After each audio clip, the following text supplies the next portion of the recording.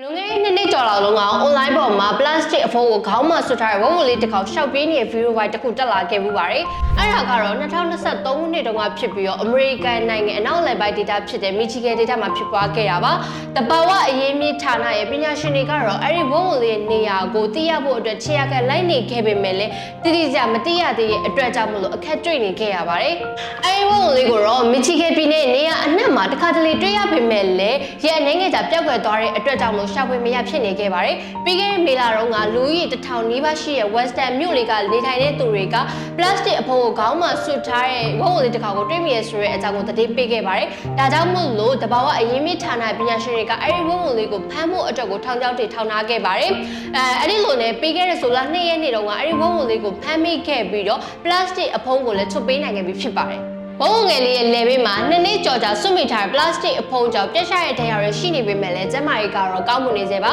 အခုဆိုလို့ရှိရင်လည်းတဘာဝအရေးမြစ်ဌာနပညာရှင်တွေကသူ့ကိုတဘာဝအတိုင်းနေထိုင်နိုင်မှုအတွက်တော်ရက်ကိုလည်းပြန်လှုပ်ပေးခဲ့ပြီလည်းဖြစ်ပါတယ်